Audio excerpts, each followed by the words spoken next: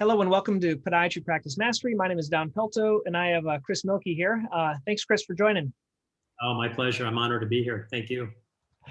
So, Chris, your main interest these days, you are in private practice, I think full-time, and you are also doing coaching and helping people with a mastermind group in terms of marketing, right?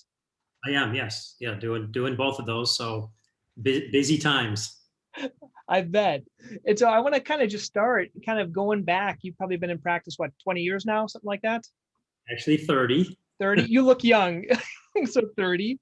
And so, Chris, if you could go back and you would start all over again, fresh out of residency, you're in Wisconsin, starting up, what would you have told yourself in the beginning? What would you have told the younger version of yourself to kind of get more progress in this amount of time?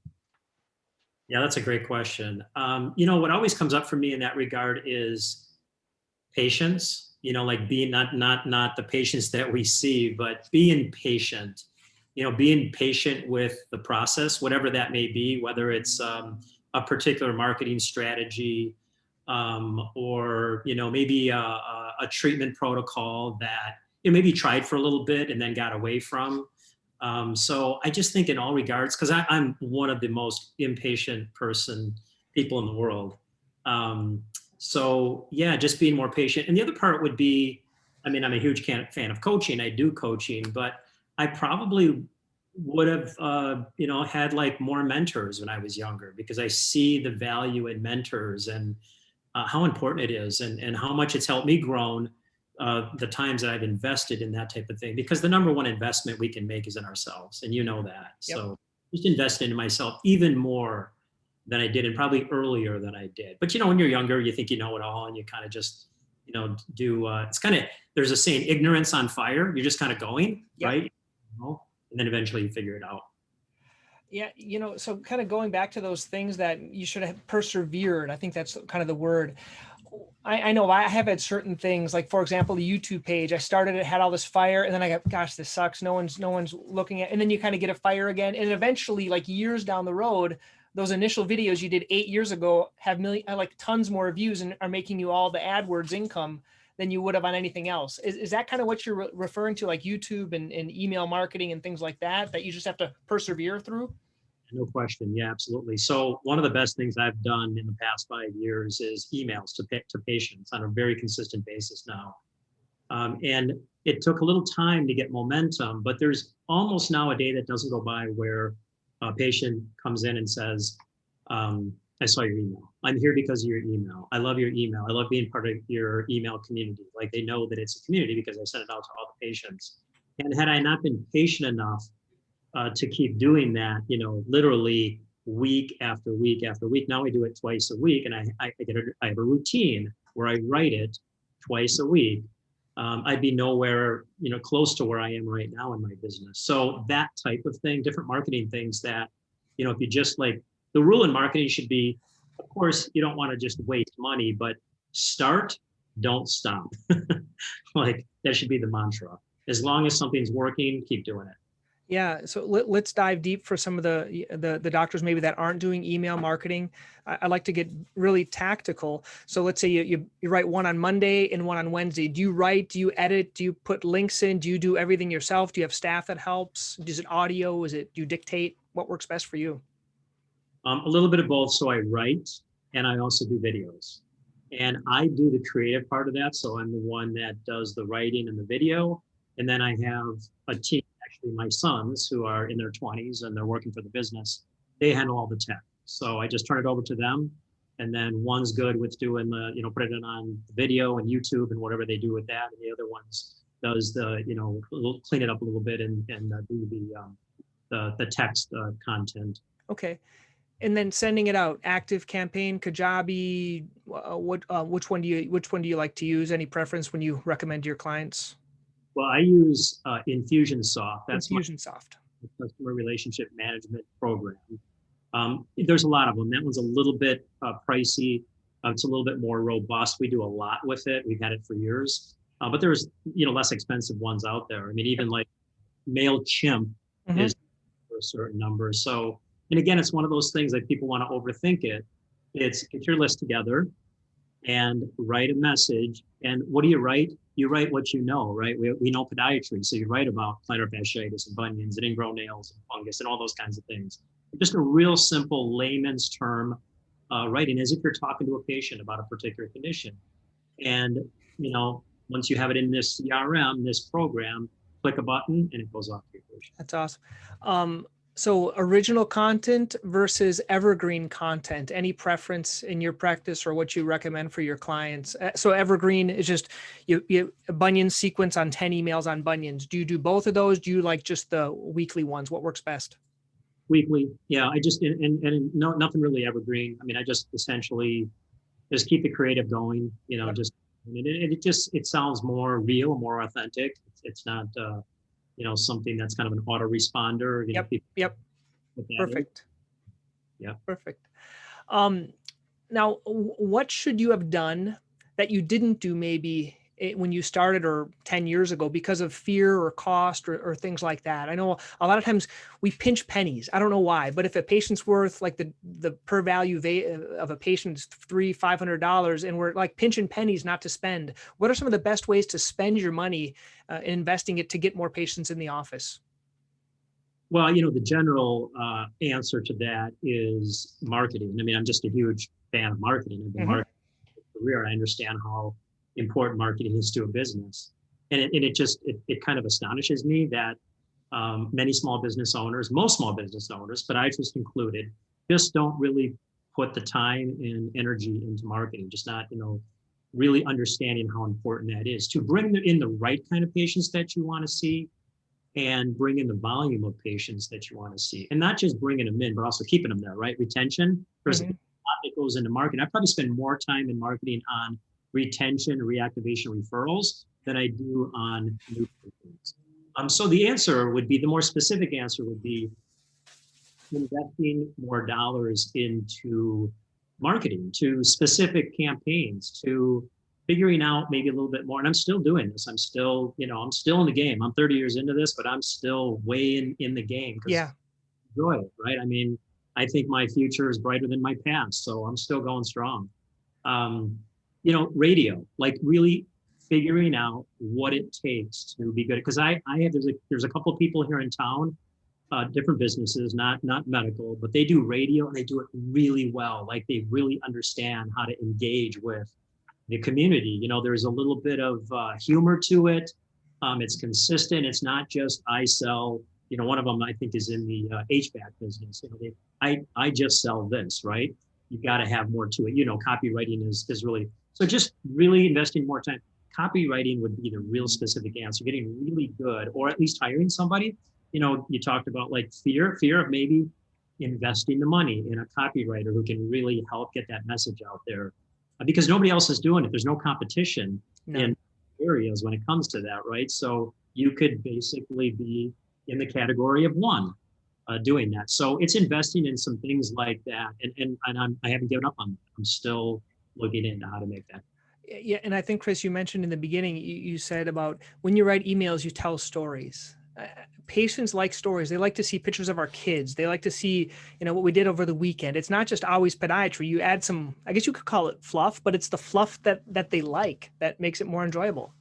I mean, the saying is stories sell, right? I mean, we all want to think, as doctors, we're kind of more left brain and more like logical thinking versus it's the emotion that sells. And we all buy based on emotion. We may think logically, but yet we all buy based on emotion. So yeah, you really want to hit, these patients come in now and they feel like they're part of a family. They're a community. Even though they don't know each other, they still feel like they're part of something. Yeah. Yeah. Chris, let's talk about because this is like when people look at Chris 30 years down the road, they think he's got everything together. He's got these autoresponders. He's got if the practice is running, staff are running. It didn't always start like that. So let's talk about when you started and 5 years in, then what you added after 10 years, then 15, how has that evolved? What's kind of the order, how your marketing has evolved? If you've taken, I don't know if it would call it more risks or, when did you start getting, you got coached and when did you start coaching and things like that? Sure. Yeah. So I did it all myself, because now it sounds like a pretty well-oiled machine. And trust me, there's still a lot of work to be done. There's still warts in the system. But at the same time, I just, I learned, I studied other people. I realized I bought a practice and it was, I think I bought it for $115,000. It was a part-time business. There was a lot of older patients in the business. I didn't want that. I mean, as a young buck, I wanted to bring surgeries in. I wanted to bring in the kind of pathology that I want to do. I realized early on that there was no way that that was going to happen without learning how to market.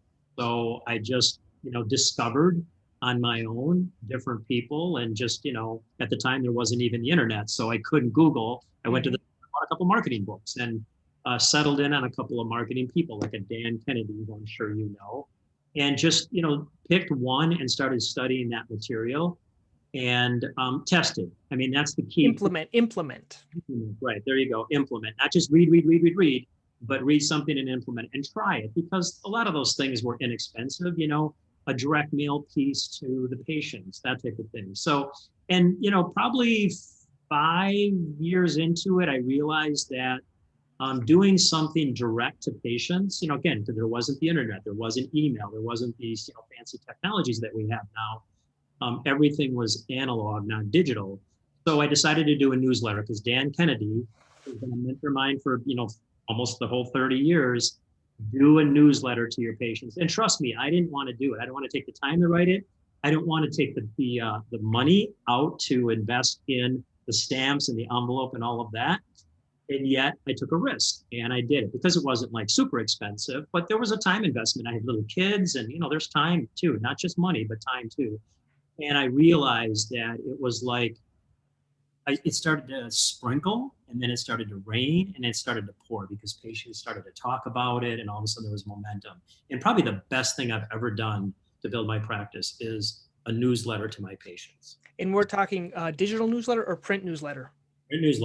Print newsletter still. Now I still, again, the emails have kind of taken over for that, but I still do some direct mail things. So it was that. And then, as I started to understand the importance of niching, then I started to niche with toenail fungus once the laser came out, with plantar fasciitis, which I still niche, with bunions a little bit, just picking a particular topic and not being Mr. Generalist to everybody, because, I like to go down the path that nobody's really going. Everybody says I do everything, right? I do from soup to nuts, I take care of patients. And yet I want to be the guy that's specific, because we do specialize. So how about specializing in, I'm toenail fungus, or I'm plantar fasciitis, or whatever you want to pick. I realized that doing that.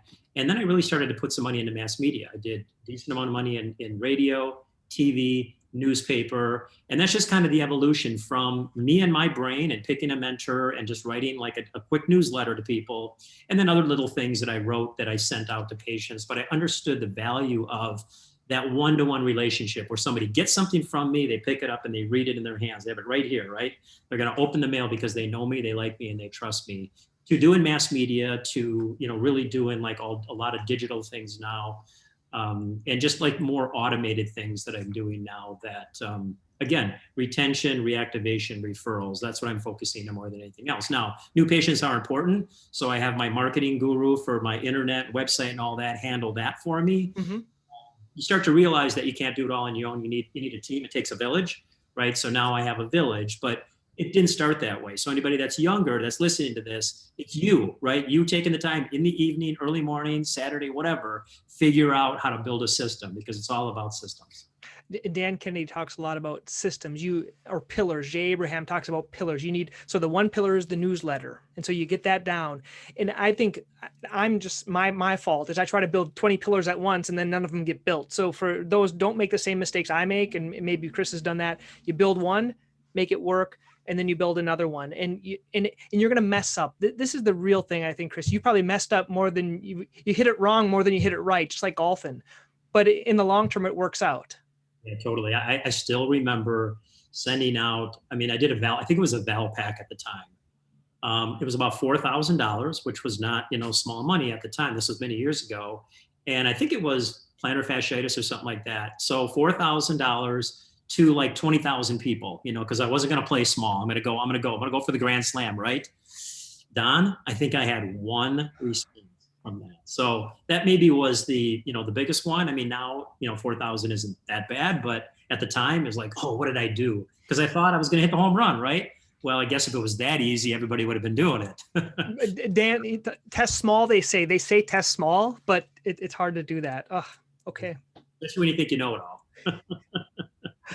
all. Chris, let's go and talk about, well, when did then you start either getting coach or being part of a mastermind? Like when should someone in mentoring, how can someone find a mentor or a coach or things like that? So let's talk a little bit about that.